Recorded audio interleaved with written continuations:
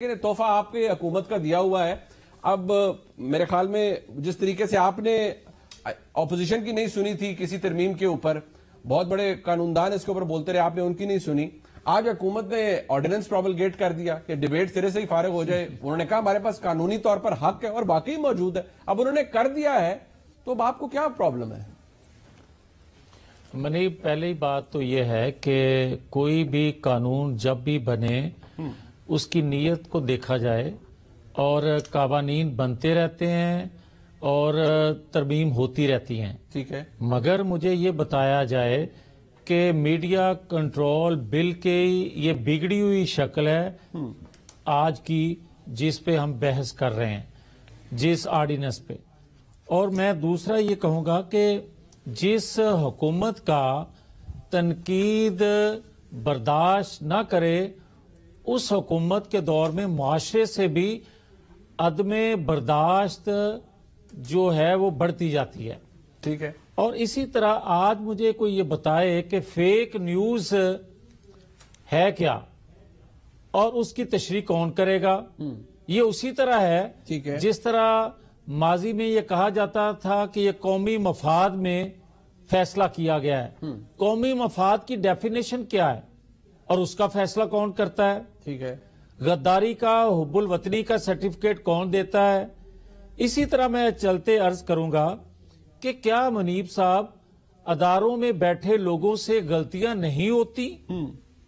और अदारों में बैठे लोगों पर क्या तनकीद करना कौमी एक फरीजा बतौर पाकिस्तानी हम समझते नहीं है? अगर वो गलत कर रहा है तो उस पर खामोश रहना भी उतना ही बड़ा जुर्म है जितना गलती करने वाले का जुर्म है। ठीक है। आप ये देखें कि 1971 में किस तरह के हालात बना दिए गए, कंट्रोल कर लिया गया मीडिया को, इज़हारे राय पर पाबंदी लगा दी गई।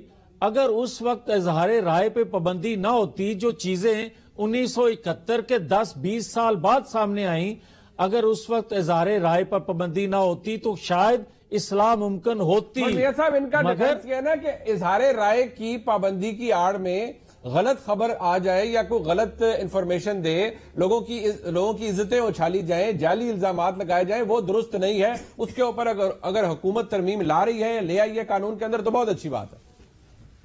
नहीं, गलत बात है। तरीकाकार देखें।